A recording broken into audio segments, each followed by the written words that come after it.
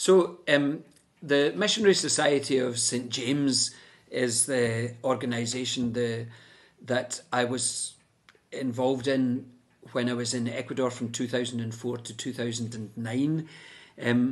But in 1994,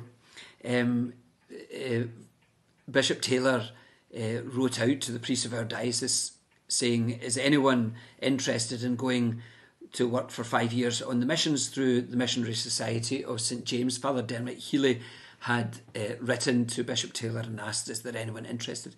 And I thought about it at the time. I was in St. Thomas's in Muirkirk, and I thought about it from Easter till November of that year, and seriously thought about it, gave it lots of consideration. But when I went on an 8-day retreat down in North Wales to, at that stage I was 5 years a priest, to reflect on my first 5 years as a priest, I went with the understanding that I would think about being a missionary priest.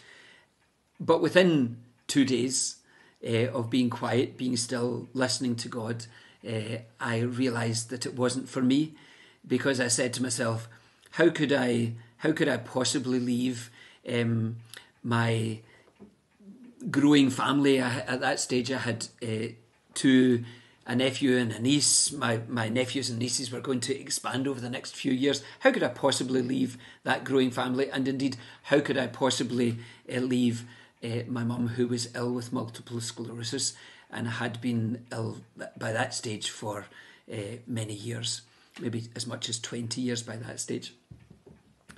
Bizarrely, 10 years later, I took the decision to go and work on the missions. And my family had grown. I had more nephews and nieces by the time I went. And my mum was still with multiple sclerosis. My dad was greatly caring for her. Because in the midst of all of that situation, I had gone out in 2002 for a kind of a recce visit. And I visited... so I was out for a month, so 10 days with Father Colin McInnes, 10 days with Dominic Quinn, Father Dominic Quinn in Bolivia, and 10 days with Father Dermot Healy in the south of Peru. And each of those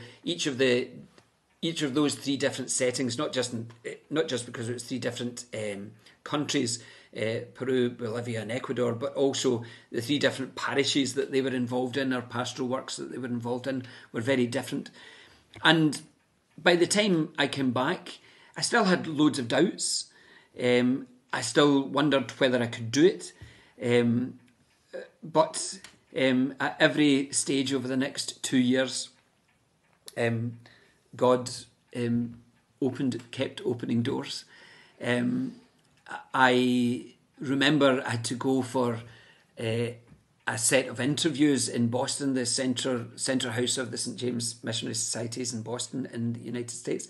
And I had to go there for the inside of a week. So no one in Stevenson, where I was at the time, knew why I was going. They thought I was going away on another retreat.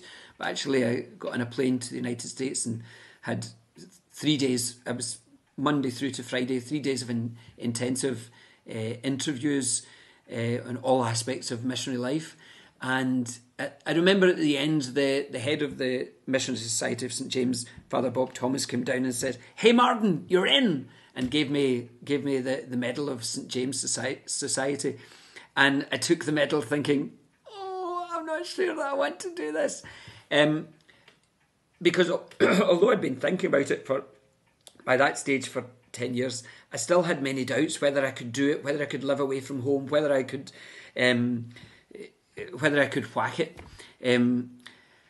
And it was another moment in my life where I cried across the Atlantic, cried on a long journey, and left home. As I say, Mum and Dad. It was a very sad, tragically sad, or tragically tearful day. But I joined the Missionary Society. I had to go for a kind of 6-week acclimatization in Bolivia. But then I arrived in Nueva Prosperina in the shanty town in Ecuador, and I remember looking. I had to stay for a couple of months rather, with Father Tom Oates, an American priest, and I remember standing out on his patio. His house and chapel were on top of a hill looking over the shantytown, where miles and miles of desperately poor people living in bamboo huts were just eking out a living.